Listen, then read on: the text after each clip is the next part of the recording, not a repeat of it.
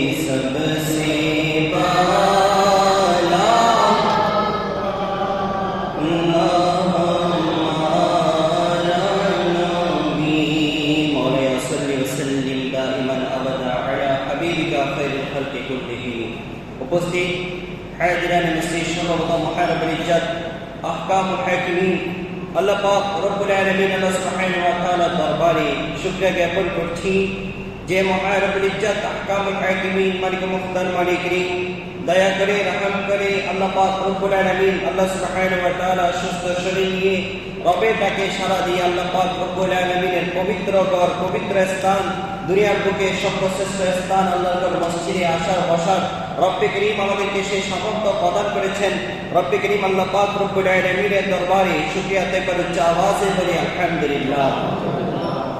প্রিয় হাজিরিন, কোরআনে কারীমে সূরা হুজরাত 7 নম্বর আয়াতে কারীমা আল্লাহ পাক রব্বুল আলামিন আল্লাহ সুবহানাহু ওয়া তাআলা ইরশাদ করছেন ইন্না নাহনু নাযালনা যিকরা ওয়া ইন্না লাহু লাহাফিজুন।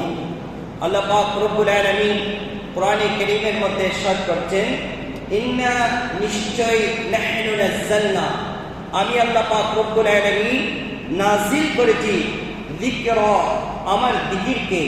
জিকির মানে এখানে মুরাদ হচ্ছে কোরআনে কারীমকে। আল্লাহ বলছেন আমি আমার কোরআনকে আমার বান্দাদের মধ্যে বান্দাদের কাছে আমি নাযিল করেছি ওয়া ইন্না লাহু লাহাফিজুন।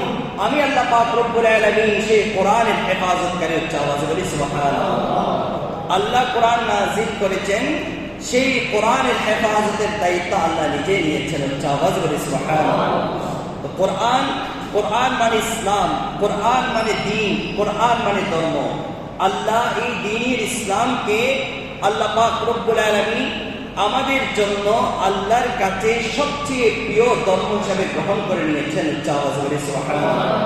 আল্লাহ নিজে বলছেন ইন্নাদ দীনা ইনদাল্লাহিল ইসলাম, নিশ্চয়ই আমার কাছে সবচেয়ে গ্রহণযোগ্য দিন, সবচেয়ে গ্রহণযোগ্য ধর্ম হচ্ছে ইসলাম।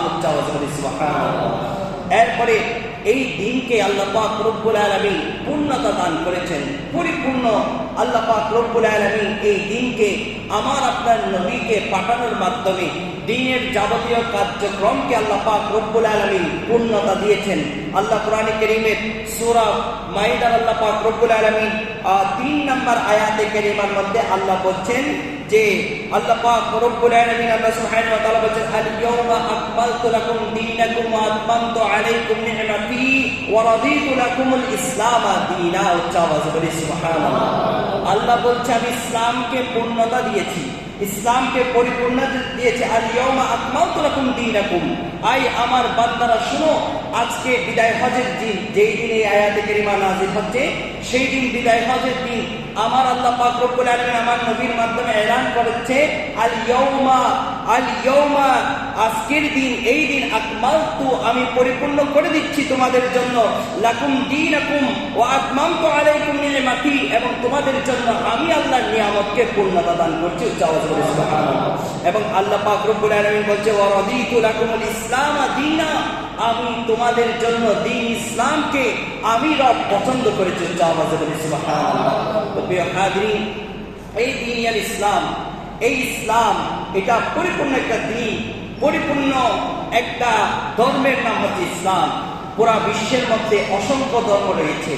আল্লাহ পাক রব্বুল আলামিন অগণিত অসংখ্য বান্দাদেরকে দুনিয়ার বুকে পাঠিয়েছেন। সেই দুনিয়ার বান্দাদেরকে পাঠিয়ে আল্লাহ ছেড়ে দেন নাই, তাদের হেদায়েতের জন্য এক এক সময় এক এক নবী کرامকে আল্লাহ পাক রব্বুল আলামিন দুনিয়ার বুকে পাঠিয়েছেন। সেই নবী کرامের মাধ্যমে আল্লাহ পাক রব্বুল আলামিন সেই জাতি, সেই আপনার কওমদেরকে আল্লাহ পাক রব্বুল আলামিন হেদায়েতের বার্তা দিয়েছেন, তাদেরকে হেদায়েতের দাওয়াত দিয়েছেন, তাদেরকে দ্বীনের পথে আল্লাহ পাক রব্বুল আলামিন ডেকেছেন। উচ্চ আওয়াজে বলি সুবহানাল্লাহ। এই দ্বীন ইসলাম আল্লাহ পাক রব্বুল আলামিন আমার আপনার নবীর মাধ্যমে আল্লাহ পাক রব্বুল আলামিন আমাদের কাছে দুনিয়ার বুকে পাঠিয়েছেন। শুধু পাঠিয়ে আল্লাহ সেখানে শেষ করে দেন নাই, আল্লাহ সেই ইসলামকে আল্লাহ আমার আপনার নবীর মাধ্যমে পূর্ণতা দিয়েছেন। উচ্চ আওয়াজে বলি সুবহানাল্লাহ। ইসলাম যখন পূর্ণ পেয়ে গিয়েছে, ইসলাম যখন পূর্ণতা পেয়ে গিয়েছে, এখন এই ইসলামের যিনি ধারক বাহক, যাকে আমার আল্লাহ পাক রব্বুল আলামিন কোরআনে কারীমের মধ্যে এলান করছেন ওয়ামা আরসালনাকা ইল্লা রাহমাতাল লিল আলামিন, ইয়া রাসূলুল্লাহ, ইয়া হাবিবাল্লাহ, আমি আমার কাছ থেকে আপনি রাসূলকে জগৎবাসীর জন্য রহমত হিসাবে দুনিয়ার বুকে পাঠাচ্ছেন। আওয়াজ বলি সুবহানাল্লাহ। আল্লাহ এই আয়াতে কারিমার মধ্যে বলছেন ওয়ামা আরসালনাকা, আমি আমার কাছ থেকে পাঠাচ্ছি। যখন আল্লাহর কাছ থেকে আমার নবীকে পাঠাচ্ছেন, আবার সেই নবীকে আমার আল্লাহ পাক রব্বুল আলামিন ডেকে নিয়ে গিয়ে আল্লাহ পাক রব্বুল আলামিন দিদার দিয়েছেন। আবার এই দুনিয়া থেকে আমার আপনার নবীকে দুনিয়া থেকে আমার আল্লাহ পাক রব্বুল আলামিন আবার তার কাছে নিয়ে গিয়েছেন। আওয়াজ বলি সুবহানাল্লাহ। তো আল্লাহ পাক রব্বুল আলামিন আমার আপনার নবীর যখন দ্বীনকে পূর্ণতা দান করেছেন, আমার নবীকে, আপনার নবীকে দুনিয়া থেকে নিয়ে গিয়েছেন, আবার এলান করছেন আমার আল্লাহ পাক রব্বুল আলামিন আমার নবীর মাধ্যমে এলান করাচ্ছেন যে আনা খাতিমুন নবিয়্যিন লা নবিয়্যা বা'দি, আমি শেষ নবী, আমার পরে দুনিয়ার বুকে কিয়ামত পর্যন্ত আর কোন নবী দুনিয়ার বুকে আসবে না। উচ্চ আওয়াজে বলি সুবহানাল্লাহ। আমার নবী আখিরি নবী, সবার শেষে আল্লাহ আমার আপনার নবীকে দুনিয়ার বুকে পাঠিয়েছেন। অথচ সৃষ্টির সিলসিলা অনুযায়ী, সৃষ্টির সিস্টেম অনুযায়ী, পদ্ধতি অনুযায়ী, রীতিনীতি অনুযায়ী আমার আপনার নবীকে আল্লাহ সবার আগে সৃষ্টি করেছেন, সবার আগে আমার আপনার নবীকে বানিয়েছেন। কিন্তু পাঠানোর সময় আমার আপনার নবীকে সবার পরে আল্লাহ পাক রব্বুল আলামিন দুনিয়ার বুকে পাঠিয়েছেন। আমার আপনার নবীর মাধ্যমে আল্লাহ নবুয়াতের দায়িত্ব, রিসালাতের দায়িত্বকে আল্লাহ পূর্ণতা দিয়েছেন। উচ্চ আওয়াজে বলি সুবহানাল্লাহ। এই নবুয়াতের সিলসিলা, রিসালাতের সিলসিলাকে, রিসালাতের সাজরা, নবুয়াতের সাজরাকে আল্লাহ পাক রব্বুল আলামিন আমার আপনার নবীর মাধ্যমে পরিসমাপ্ত করেছেন। এজন্য আমার আপনার নবীর মাধ্যমে আল্লাহ পাক রব্বুল আলামিন এলান করেছেন আমার নবীর মুখ দিয়ে যে ইয়া রাসূলুল্লাহ, ইয়া হাবিবাল্লাহ, আপনি বলে দিন আনা খাতিমুন নবিয়্যিন, আমি নবীদের একেবারে শেষ নবী, লা নবিয়্যা বা'দি, আমার পরে কিয়ামত পর্যন্ত দুনিয়ার বুকে আর কোনো নবী আসবে না। সেই নবী আসার সিলসিলা, সেই নবী আসার পদ্ধতি, সিস্টেমকে আল্লাহ আমার আপনার নবীর মাধ্যমে বন্ধ করে দিয়েছেন।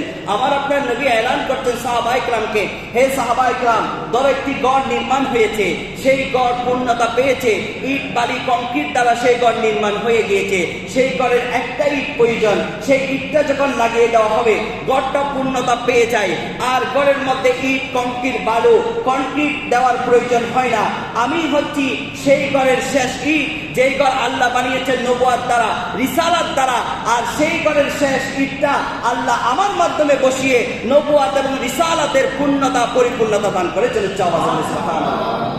তো নবী আসার দরজা বন্ধ হয়ে গিয়েছে, রিসালাতের দরজা বন্ধ, কিন্তু দ্বীন ইসলাম এখনো পর্যন্ত আমার আপনার নবী দুনিয়া থেকে যাওয়ার পরও আজকে 1400 বছরের প্রায় কাছাকাছি সময় চলে এসেছে, এখনো পর্যন্ত ইসলাম আমাদের কাছে বলব রয়েছে, ইসলাম এখন আমাদের কাছে কায়েম রয়েছে।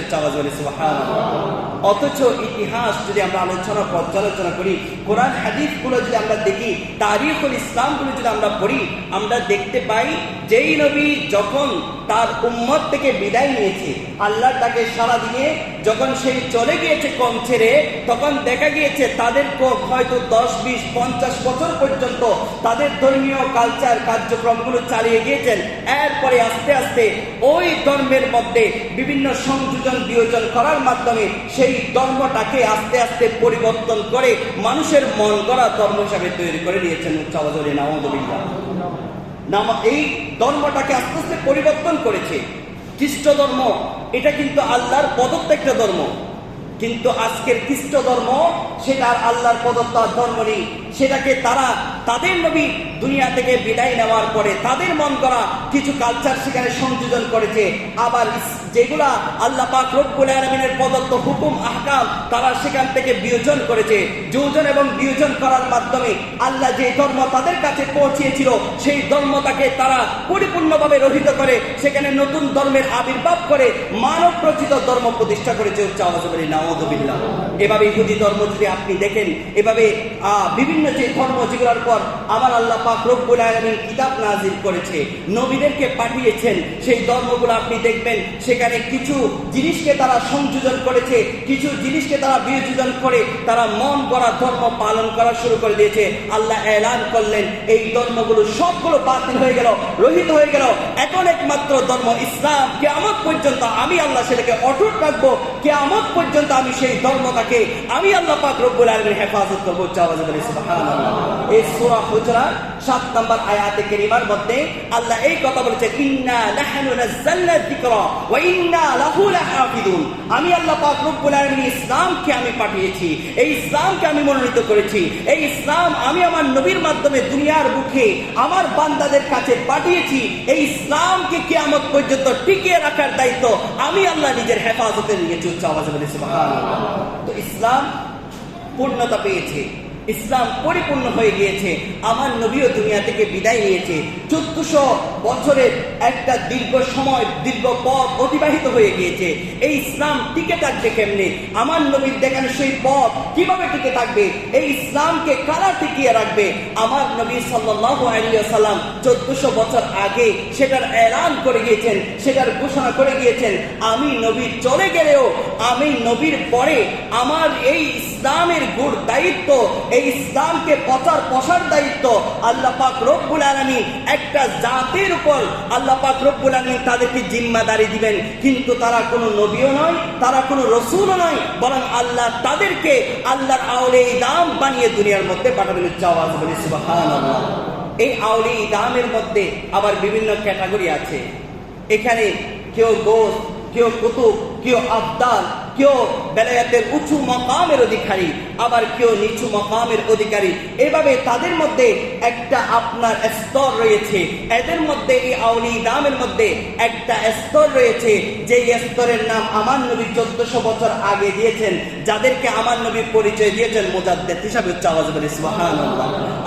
আমার নবী সাল্লাল্লাহু আলাইহি ওয়াসাল্লাম হাদিসে পাকের মধ্যে সহিহ সনদে বর্ণিত হাদিস, আমার নবী সাল্লাল্লাহু আলাইহি ওয়াসাল্লাম ইরশাদ করছেন, ইন্নাল্লাহা ইয়াবআসু লিহাযিহিল উম্মতি আলা রাসি কুল্লি মিআতিন সানাতিন মান ইউজাদ্দিদু লাহা দীনা। আমার নবী এলান করেন, আমার আল্লাহ পাক রব্বুল আলামিন প্রতি শতাব্দীর বরাবর প্রতি শতাব্দীর মাথায় 100 বছর অন্তর অন্তর এক একজন মুজাদ্দিদকে আল্লাহ এই দুনিয়ার বুকে পাঠাবেন। তারা দিনকে আমার নবী যেভাবে রেখে গিয়েছেন সেভাবে সেই দিনটাকে আবার প্রতিষ্ঠা করবে। উচ্চ আওয়াজ বলি সুবহানাল্লাহ। এই মুজাদ্দিদ যারা দিনের তারা বাহক হবে, যারা নবী কামের মতো দিনের কার্যক্রমগুলো করে যাবেন, সেজন্য আমার নবী সাল্লাল্লাহু আলাইহি ওয়াসাল্লাম বলেছেন, আল উলামাউ ওয়ারাসাতুল আম্বিয়া। এই আলেম সমাজ যারা সত্যিকার দিনের দ্বারক বাহক, আমার নবী তাদেরকে নিজের আহলে বাইত বলেছেন, ওয়ারিস বলেছেন। জামাজ বলি সুবহানাল্লাহ। আমার নবী ওয়ারিস বলেছেন, উত্তরসূরি বলেছেন।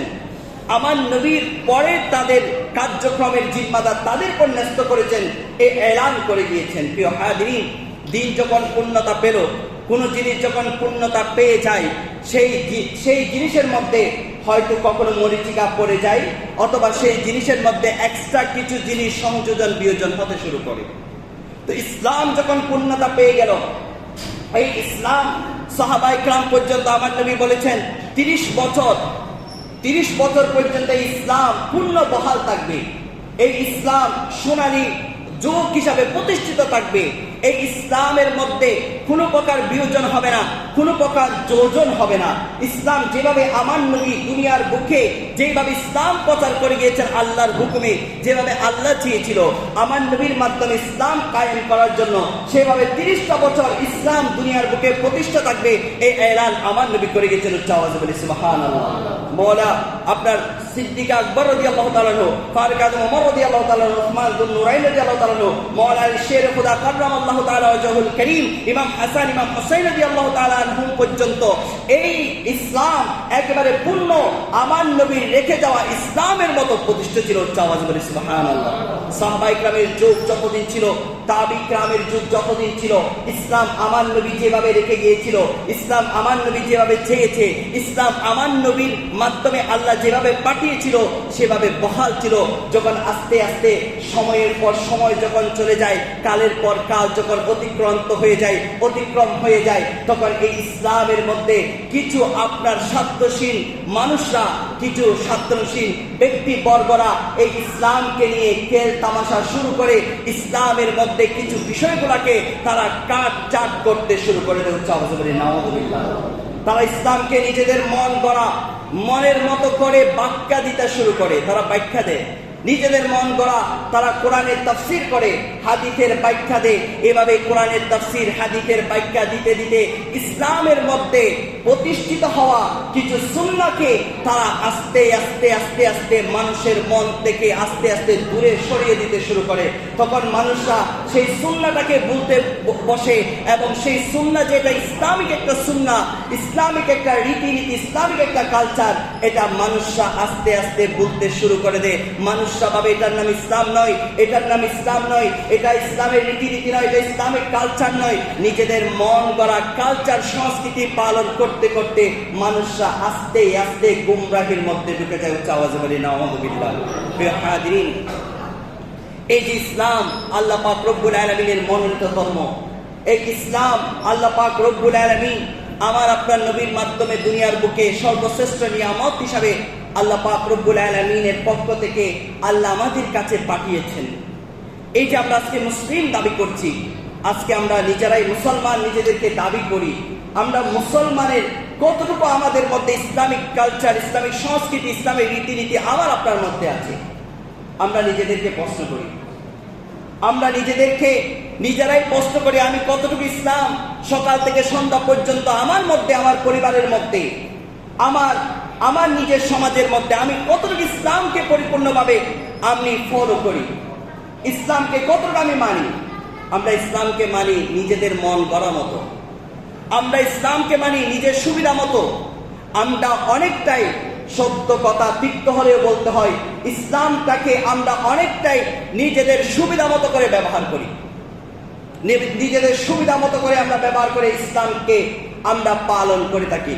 কেউ ইসলামকে ব্যবসায়ী বানিয়ে ফেলায়, কেউ ইসলামকে বিজনেস বানিয়ে ফেলি, কেউ ইসলামকে রাজনৈতিক ধর্ম বানিয়ে ফেলি, কেউ ইসলামকে এটা সামাজিক একটা রীতিনীতি বানিয়ে ফেলি, কেউ ইসলামকে একটা পারিবারিক বিষয় বানিয়ে ফেলি, কেউ ইসলামকে নিজেদের মন গড়া ভাবে ব্যাখ্যা বিশ্লেষণ করে ইসলামকে প্রতিষ্ঠিত করার অপচেষ্টা চালাই। আমরা কয়জন আমার নবীর রেখে যাওয়া সেই ইসলামকে পূর্ণভাবে পালন করি? নবী পাক সাল্লাল্লাহু আলাইহি ওয়াসাল্লাম যেভাবে ইসলাম রেখে গিয়েছেন সেভাবে আমরা কয়জন ইসলামের বাস্তব আমার পরিবারের মধ্যে আমি সেটা কায়েম করার চেষ্টা চালাই? আমার নিজের মধ্যে ব্যক্তি জীবনের মধ্যে আমি ইসলামকে কতটুকু বাস্তবায়ন করি? শুধু আমরা এতটুকু আমরা ইসলামকে মনে করি যখন কেউ সুদ খায় তার বিরুদ্ধে সুদের ফতোয়া দেওয়ার জন্য, কেউ ঘুষ খায় তার বিরুদ্ধে ঘুষের ফতোয়া দেওয়ার জন্য, কেউ খারাপ কাজ করে তার খারাপ কাজের সমালোচনা করার জন্য আমরা ইসলামটাকে শুধু ব্যবহার করি।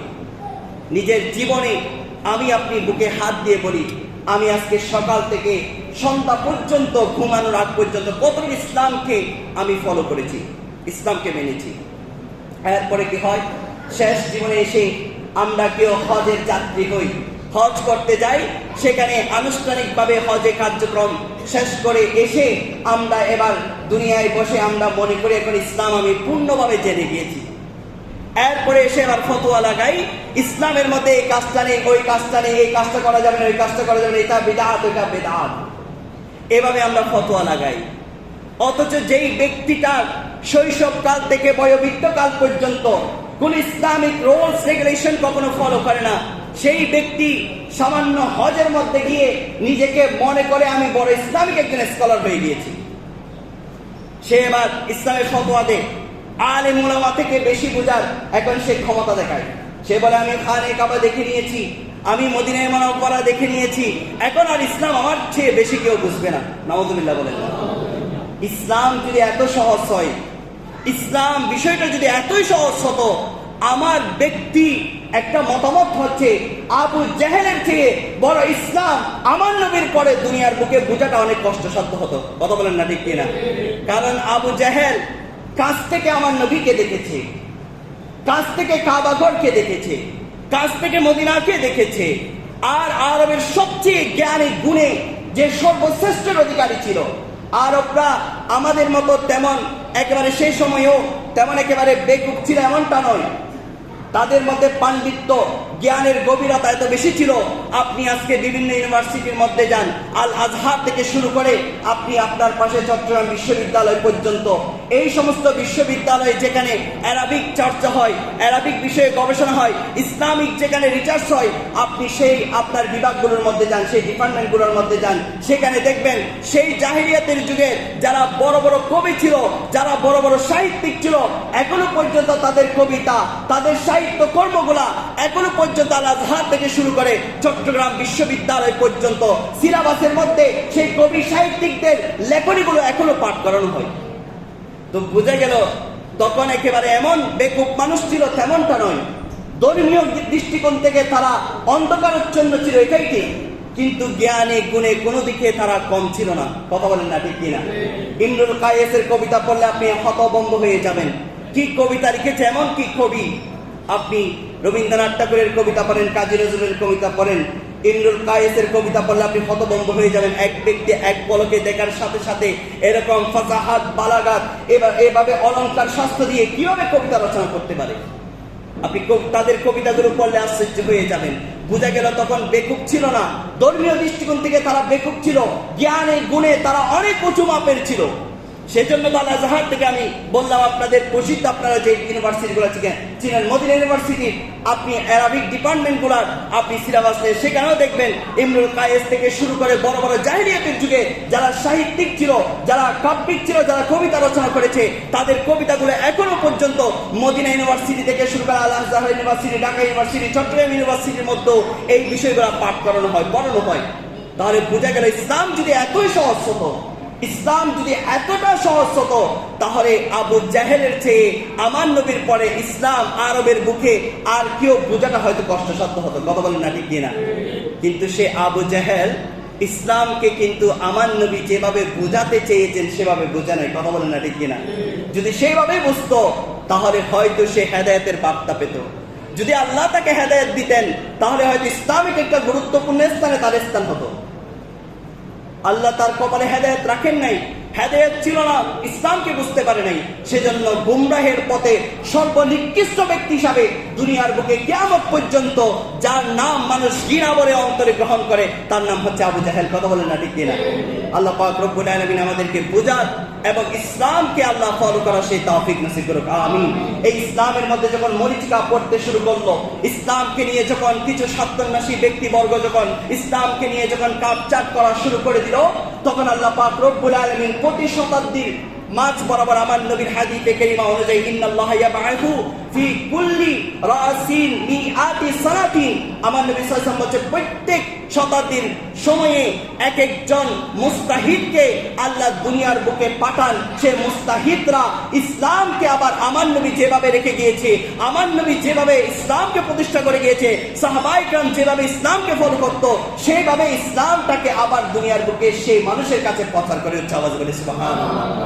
এখানে ইসলামের মধ্যে যেভাবে নতুনত্ব আনা, এটা যেমন ইসলামের মধ্যে খারাপ, এটা যেমন বিদআত, ওয়াকুল্লু বিদআতিন দালালা বলে আমার নবী এলান করেছে প্রত্যেক বিদআত গুমরাহি, প্রত্যেক নব আবিষ্কৃত বিষয়। তো নব আবিষ্কৃত বিষয় মানে কি বোঝায়? নব আবিষ্কৃত বিষয় বলতে বোঝায় যখন কোন আবিষ্কৃত ইসলামের কোন বিষয় যেটা ইসলামে আগে ছিল না, পরে আনা হয়েছে, আমার নবীর যুগে ছিল না, সাহাবায়ে কেরামের যুগে ছিল না, কোরআন হাদিস ইজমা কিয়াসে কোন আপনার বইয়ের মধ্যে যেই বিষয়গুলো পাওয়া যায় না, ওই বিষয়গুলো অ্যাড করে কোন সুন্নতকে যদি কর্তন করা হয় সেটাকে বলা হয় বিদআত। আমার নবী এই বিদআতটাকে গুমরা পথভ্রষ্ট বলেছেন। উচ্চ আওয়াজে বলি নাউযুবিল্লাহ। তাহলে বিদআত আগে সংজ্ঞায়িত বুঝতে হবে, বিদআত জিনিসটা কি বুঝতে হবে। আজকে আমাদের মাঝে বেদাত বলে মানুষ বুঝে বেদাত মানে খারাপ। প্রত্যেক বিদআত খারাপ নয়, প্রত্যেক বিদআত যদি খারাপ হয় তাহলে আপনি সৎ নিয়তে ভালো নিয়তে যে কাজগুলো করেন যেগুলো কোরআন হাদিসে কোথাও নেই, তাহলে সব বিদআত সব নতুন কাজ আপনার আমার জন্য নাজায়েজ হবে, জাহান্নামে নিয়ে যাওয়ার মতো কাজ হবে। তো সব বিদআত গুমরাহি নয়। কোন বিদআত গুমরাহি? আপনি সমস্ত ফিকার কিতাবগুলো খুলে দেখুন, এই হাদিসের ব্যাখ্যা খুলে দেখুন, যে বিদআত দ্বারা সুন্নত রহিত হয়ে যায়, সুন্নাহ চলে যায়, যেটা সুন্নাহ আগে থেকে প্রতিষ্ঠা ছিল, যেমন বিয়ে শাদীর নামে বৈরাত খাওয়া, এটা সুন্নাহ নয়। এই বৈরাত খেতে গিয়ে আপনি অলিমা নামক একটা আমার নবীর রেখে যাওয়া সুন্নাতকে এই যে তিরস্কার করলেন, অস্বীকার করলেন, সমাজ ব্যবস্থা থেকে দূরে সরে দিলেন, এটার নাম হচ্ছে বিদআত। আপনি বৈরাত আনলেন, আমার নবী বৈরাত খান নাই, আমার নবী 9-11টা বিয়ে করেছে, সাহাবায়ে কেরাম বিয়ে করেছেন, আমার নবীর 2 নাতি ইমাম হাসান ইমাম হুসাইনকে বিয়ে করিয়েছেন, আমার নবীর 4 কন্যা ফাতেমা কুলসুম জাইনাবকে আমার নবী বিয়ে দিয়েছেন। কোন নবীর বিয়ে আমার নবী বিয়ে করার সময়ও না বৈরাত খেয়েছেন, না আমার নবীর মেয়েদেরকে বিয়ে দেওয়ার সময় আপনার মেয়ে পক্ষ থেকে বৈরাত চেয়েছেন বা বৈরাত খাওয়িয়েছেন। আমার নবীর নাতিরা ইমাম হাসান ইমাম হুসাইনকে বিয়ে দেওয়ার সময় না বৈরাত খেয়েছেন, বরং আমার নবী সাহাবায়ে কেরামকে উৎসাহ করেছেন অলিমা দেওয়ার জন্য। এই অলিমা এটা হচ্ছে সুন্নাহ। আপনি অলিমাকে বাদ দিয়ে বৈরাতের নামে নতুন সংস্কৃতি ইসলামের মধ্যে চালু করলেন, এটাকে বলা হয় বিদআত। আমরা বিদআত মানে বুঝেছি মিলাদুন নবী পালন করা, বিদআত মানে বুঝেছি শবে বরাত পালন করা, অথচ শবে বরাত মিলাদুন নবী এগুলা কোন সুন্নাহকে রহিত করে না। কথা বলেন না ঠিক কিনা? শবে বরাত কি কোন সুন্নাতকে রহিত করে? কথা বলেন না। শবে বরাত আসলে আমরা নামাজ পড়ি, কথা বলেন না ঠিক কিনা? নফল নামাজ পড়ি, মসজিদে আসি, জামাত সহকারে নামাজ পড়ার চেষ্টা করি, পরের দিন রোজা রাখার চেষ্টা করি। এই শবে বরাত সম্পর্কে হাদিসে কারিমা তিরমিজি শরীফে একটা স্পেশাল বাব ইমাম তিরমিজি আবু মুসা আপনার তিরমিজি রাহিমাহুল্লাহ তাআলা তার সর্বাধিক গ্রহণযোগ্য কিতাব সিয়াসিতের অন্যতম কিতাব তিরমিজি শরীফের মধ্যে একটা স্বতন্ত্র বাব এনেছেন নিসফু মিন শাবান নামে। শবে বরাত নামে একটা আলাদা উনি একটা পরিচ্ছেদ এনেছে, অথচ আমরা সমাজের মধ্যে বলে বেড়াই শবে বরাত এটা বিদআত। উচ্চ আওয়াজে বলি না নাউযুবিল্লাহ। কোন সুন্নতকে যদি রহিত করা না হয় সেটা কখনো বিদআত হয় না। আমার নবীর যুগে আমার নবী সাল্লাল্লাহু আলাইহি ওয়াসাল্লাম কয়েকবার তিনি জামাত সহকারে তারাবির নামাজ পড়েছেন। এই ছাড়া প্রতিদিন তারাবির নামাজ আমার নবী জামাত সহকারে পড়েন নাই। তো এই তারাবির নামাজ জামাত সহকারে তারাবির নামাজ কখন থেকে চালু হলো? ফারুক আজম ওমর রাদিয়াল্লাহু তাআলা আনহু মদিনায়ে মুনাওয়ারায় দেখতে পেলেন মসজিদে নববীর মধ্যে সাহাবায়ে কিরাম, কিছু কিছু তাবেঈ কিরাম নতুন তারা এসে নামাজ পড়ছে। এশারের নামাজ পড়ে কিছু সংখ্যক মসজিদের আশেপাশে নামাজের জন্য দাঁড়াচ্ছে, আর কিছু সংখ্যক মসজিদ থেকে বেরিয়ে যাচ্ছে। ফারুক আজম ওমর রাদিয়াল্লাহু তাআলা আনহু দেখলেন, এভাবে যদি ইসলাম চলতে থাকে, এই আমার নবীর রেখে যাওয়া তারাবির নামাজ রমজানের অন্যতম একটি আমল, এই আমলটা দুলিশাত হয়ে যাবে, উম্মত থেকে চলে যাবে। তো ফারুক আজম ওমর রাদিয়াল্লাহু তাআলা আনহু সমস্ত সাহাবায়ে কিরামকে নিয়ে এক জায়গায় করলেন। সাহাবায়ে কিরাম পরামর্শ দিলেন, হে ফারুক আজম ওমর রাদিয়াল্লাহু তাআলা আনহু, চলেন আমরা এই তারাবির নামাজকে জামাতে সহকারে পড়ার জন্য চেষ্টা করি। যদি জামাতে পড়া হয়, সমস্ত সাহাবায়ে কিরাম তাবেঈরা থেকে যাবে, তারা আর মসজিদ থেকে বের হবে না। এরপরে ফারুক আজম ওমর রাদিয়াল্লাহু তাআলা আনহু বললেন, নি'মাল বিদআ, এটা কত সুন্দর বিদআত। তারাবির নামাজে জামাতে পড়া, এটাকে ফারুক আজম ওমর রাদিয়াল্লাহু তাআলা আনহু নি'মাল বিদআ বলেছে, সবচেয়ে উত্তম বিদআত বলেছে। তো বিদআত, সমস্ত বিদআত গুমরাহি নয়। ইসলামের মধ্যে সব নতুনত্ব বিদআত গুমরাহি নয়। যেমন আপনি মসজিদকে পাকা বানালেন, এটা কি সওয়াবের নিয়তে করেছেন নাকি গুনার নিয়তে? কথা বলেন না, সওয়াবের নিয়তে নাকি গুনার নিয়তে? তো সওয়াবের নিয়তে আপনি মসজিদকে পাকা করলেন। আমাকে একটা হাদিস দেখান যে হাদিসে পাকের মধ্যে আমার নবী কোন ইট যুক্ত, আপনার পাথর যুক্ত, আপনার ইট দ্বারা, কংক্রিট দ্বারা ছাদ করে আমার নবী নামাজ পড়েছে, এমন একটা মসজিদ দেখান। আমার নবীর যে মসজিদ ছিল সেটা ছিল আপনার খেজুর ডালে, যেখানে পানি পড়তো, নিচে টাইলস ছিল না, মাটি ছিল। তা আপনি সওয়াবের নিয়তে মসজিদকে 2 তলা করছেন, 3 তলা করছেন। আমার নবীর আমার একটা মসজিদ দেখান যে মসজিদটা 2 তলা ছিল, 3 তলা ছিল।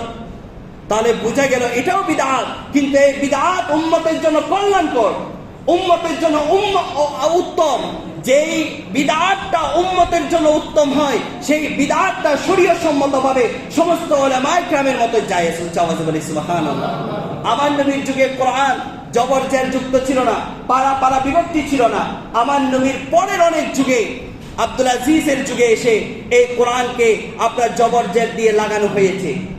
নুক্তা ছিল না, নুক্তা লাগানো হয়েছে। এভাবে অনেক পরিবর্তন আনা হয়েছে, যেগুলো ছিল বিদআত। এগুলো আমার নবী করে চান নাই, সাহাবায়ে কিরাম, তাবেঈ কিরাম, তবে তাবেঈ কিরাম করেছে, সংযোজন করেছে।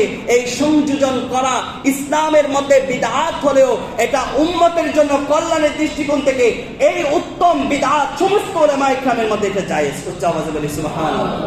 এভাবে প্রত্যেকটা জিনিস, এভাবে যদি আমি ব্যাখ্যা দিতে যাই, অনেক সময়ের প্রয়োজন। আল্লাহ পাক রব্বুল আলামিন আমাদেরকে বুঝার এবং আমল করার তৌফিক নসিব করুক, আমিন। এভাবে আপনি মুজাদ্দিদের যে কথা বললাম, প্রত্যেক শতাব্দীতে এক একজন মুজাদ্দিদ এসে সময়ের কালক্রমে এখন ইসলামের ফতোয়াগুলো, যেমন আমার নবী আপনার হজ করতে গিয়েছে উটের পর সওয়ারি হয়ে, ঘোড়ার পর সওয়ারি হয়ে, এখন বিমান আবিষ্কার হয়েছে।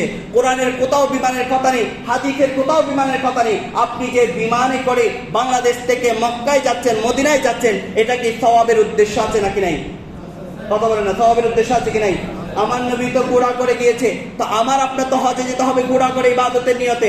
আমার নবী তাহলে আপনার বিমান করে যান নাই। এই যে নতুন একটা বিষয় ইসলামের মধ্যে এসে পড়লো, এটাকে যুগ উপযোগী সমাধান দেওয়ার জন্য আমার আল্লাহ পাক রব্বুল আলামিন প্রতি শতাব্দী, প্রতি 100 বছর অন্তর অন্তর করে এক একজন আলিমের দ্বীনকে আনান, যাদেরকে ইসলামী শরীয়তের পরিভাষায় মুজাদ্দিদ হিসাবে আমরা চিনি। সেই মুজাদ্দিদরা এসে সময়ের কালক্রমে, সময়ের আপনার যুগ অনুযায়ী তারা ইসলামের যে মাসালা মাসাইলগুলো আছে, সেই মাসালা মাসাইলগুলোর ফতোয়াগুলোকে মানুষের কাছে সঠিকভাবে প্রেজেন্টেশন করেন। আওয়াজে বলি সুবহানাল্লাহ। এরকম একজন মুজাদ্দিদ, এরকম একজন দ্বীনের একজন অন্যতম, যাদের সম্পর্কে আমার নবী সাল্লাল্লাহু আলাইহি ওয়াসাল্লাম হাদিসে পাকের মধ্যে বলে গিয়েছেন, তাদের মধ্যে একজন হচ্ছে ইমাম আলা হযরত শাহ আহমদ রেজা খান ফাজিল বেরলভী রাহিমাহুল্লাহ তাআলা আলাইহি। তার লিখিত কানজুল ঈমান, আপনি যদি এই কানজুল ঈমান পড়েন, আপনি বুঝতে পারবেন উনি কতটুকু ইসলামের মধ্যে যখন মরিচিকা পড়ে গিয়েছে, ইসলামের নাম দিয়ে লেবাসদারি আলেমরা যখন ইসলামের কোরআনকে নিয়ে অপব্যাখ্যা করছে। আমি একটা কোরআন কারীমের শুধু একটা সূরা আল ইমরানের 54 নম্বর আয়াতে কারিমা। এই আয়াতে কারিমা আপনি বিভিন্ন তাফসীরের মধ্যে সমসাময়িক বর্তমান সময়ে বিভিন্ন যারা বাতিল ফিরকা হিসেবে আমরা চিনি তাদের কিতাবগুলো আপনি এই শুধু একটা আয়াতে কারিমার আপনি তাফসীর অনুবাদ করে দেখবেন, তারা লিখেছে কি ওয়া মাকারুল্লাহ ওয়াল্লাহু খায়রুল মাকিরিন। তারা কি ব্যাখ্যা করেছে জানেন? তারা এই আয়াতে কারিমা সূরা আলী ইমরানের 54 নম্বর আয়াতে কারিমা, এই আয়াতে কারিমার অনুবাদ করেছে কাফের মুশরিকরা মুসলমানের সাথে আল্লাহর সাথে ষড়যন্ত্র করেছে, আল্লাহ নাকি তাদের সাথে ষড়যন্ত্র করেছে। নাউযুবিল্লাহ। আচ্ছা, আল্লাহ কি ষড়যন্ত্র করেন? কত বলে আল্লাহ কি ষড়যন্ত্র করেছেন? তারা আরো কি বলেছেন জানেন? ওয়াল্লাহু খায়রুল মাকিরিন। আল্লাহ সবচেয়ে বেশি, সবচেয়ে উত্তম ষড়যন্ত্রকারী। নাউযুবিল্লাহ বলবেন না? আল্লাহকে কি আপনি ষড়যন্ত্রকারী বলতে পারেন? আপনি সমসাময়িক যতগুলা তাফসীর আছে, বাংলা ভাষায় বলেন, উর্দু ভাষায় বলেন, তারা এইভাবে কোরআনের ব্যাখ্যা করেছে, কোরআনের অনুবাদ করেছে। অথচ আল্লাহ কি এতটাই দুর্বল আল্লাহকে কাফের মুশরিকের বিরুদ্ধে ষড়যন্ত্র করতে হবে? কথা বলেন না। আল্লাহর বিরুদ্ধে আপনি কি শব্দ চয়ন করছেন? বলে যে আমরা তো সত্য কথা বলছি, আল্লাহ যেভাবে বলেছে সেভাবে বলছি। আচ্ছা, যেভাবে বলছেন সেভাবে বলছেন, সত্য কথা বলছেন, সব সত্য কথা কি বলা যায়? আরে কথা বলেন, সব সত্য কথা কি বলা যায়? অবাজি অনের মাছ জামাইবে অনের বাপ হতায় সত্য নে মিথ্যা? তার হতন করা অনের মনে মিশা হতা বললা, অনের মাছ জামাইবে অনের বাপে মিশা হতা নে কি সত্য হতানো? তো নতুন কেউ ফুসলে ইউয়াইবে হন অনের বাপরে দিয়ে গেল হাতিবে হন, তো অনেকে পরিচয় দিবে সময় হবেন না ইবে আর মাছ জামাই হতানো হবে তারা ইয়েন হবেন না ইয়েন কি সত্য হতা মিশা হতা? এটা কি সত্য কথা নাকি মিথ্যা কথা? বলেন না মুরব্বী, এটাই সত্য নাকি মিথ্যা? এটা সত্য কথা না? আপনি আপনার মায়ের জামাই, সেটা আপনার বাবা, এটা দুনিয়ার রীতিনীতি সংস্কৃতি, দুনিয়ার পদ্ধতি কি পদ্ধতি নয়? আরে তারা হতা নয়, তারা হতা বুঝতে পারলাম, এটা কি দুনিয়ার সিস্টেম? আপনার মায়ের জামাই সেটা তো বাবা হবে, আপনার মায়ের জামাই না হলে বাবা বোনে বাজি অনেক যাওয়ার সন্তানে যাবেন। তাহলে আপনি আপনার পরিচয় দেওয়ার সময় কখন আপনি বলতে পারবেন না সেটা আমার মায়ের জামাই? এটা সত্য হলেও আপনি বলতে পারবেন না, বলতে হবে এটা আমার বাবা। কথা বলেন না ঠিক কিনা? এটা আমার পিতা, এই কথা বলতে হবে। এটা আপনার জন্মদাতা, এই কথা বলতে হবে। আপনি কখনো আপনার মায়ের জামাই কথা বলতে পারবেন না। কতটা সত্য হলেও বলা যায়, সব সত্য কথা কিন্তু বলা যায়। আল্লাহ বলেছেন অমাকারুল্লাহ, এই কথা আল্লাহ বলেছেন কোরআন কারীমের মধ্যে, কিন্তু আপনি এটার শাব্দিক অনুবাদ করতে পারবেন না। এটাকে আপনাকে বালাগাত ফাসাহাত লাগিয়ে অনুবাদ করতে হবে। এই জন্য একজন মুফাসসির, একজন কোরআনের ব্যাখ্যাকারীকে 23 প্রকার জ্ঞান রাখতে হবে। এর মধ্যে এক প্রকার জ্ঞান হচ্ছে ভাষা শাস্ত্র সম্পর্কে তাকে জানা, ভাষা সম্পর্কে তাকে বোঝা, রীতিনীতি পদ্ধতি কোন ভাষায় কি ইউজ হবে সেটা তাকে জানতে হবে, কোথায় কি ব্যবহার করতে হবে, কার জন্য কোন শব্দ চয়ন করতে হবে তাকে সেটা বুঝতে হবে। সেজন্য সরকারি মাদ্রাসা বলেন, কওমি মাদ্রাসা বলেন, সব মাদ্রাসায় স্পেশাল অলংকার শাস্ত্র সম্পর্কে একটা কিতাব পড়ানো হয়, যার নাম হচ্ছে বালাগাত, যেখানে আপনাকে শব্দ শিখাবে, কোথায় কি ইউজ করবেন, কার সাথে কিভাবে কথা বলবেন, কোথায় কি ব্যবহার করলে আপনার জন্য সেটা উপযোগী হবে, আর কোথায় কোন শব্দ ব্যবহার করা যাবে না সেটা আপনাকে শিখাবে। তো আপনি আল্লাহর জন্য ষড়যন্ত্রকারী নামে একটা শব্দ ইউজ করেছেন, এটা আল্লাহর জাতের সাথে, আল্লাহর হুসনের সাথে, আল্লাহ পাক রব্বুল আলামিনের গুণের সাথে কখনো যায় না। 1400 বছরে শতাব্দীর ইমাম আলা হযরত শাহ ইমাম আহমদ রেজা খান ফাজলে বেরলভী কিভাবে তাফসীর করেছে জানেন? কিভাবে অনুবাদ করেছেন শুনেন। এটা যে কেউ মুসলমান করলে তার অন্তরে ঈমান আপনার উদ্দীপনা হয়ে উঠবে, ঈমান জাগ্রত হবে। ইমাম আলা হযরত অনুবাদ করছেন অমাকারু, তারা আল্লাহর সাথে ষড়যন্ত্র করেছে, অমাকারুল্লাহ, আল্লাহ তাদের ষড়যন্ত্রের জবাব দিয়েছে। উচ্চ আওয়াজ বলে সুবহানাল্লাহ।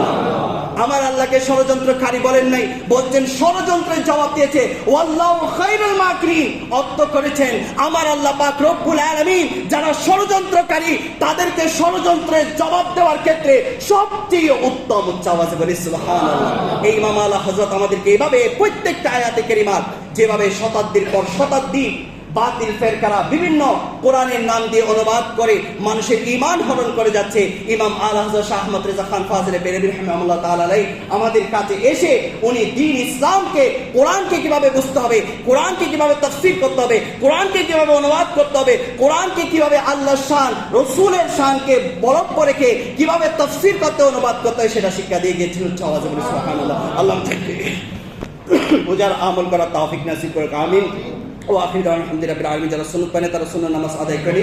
আপনাদের জন্য একটা দাওয়াত রয়েছে, গাউসিয়া কমিটি বাংলাদেশ আগামী 14 আগস্ট 2026 রোজ শুক্রবার সকাল 8টা হতে স্বাগত র্যালি বের হবে গহিরা আলিয়া মাদ্রাসা থেকে রাউজান খানকাই কাদেরিয়া সৈরিয়া তৈবিয়া তাহেরিয়া পর্যন্ত।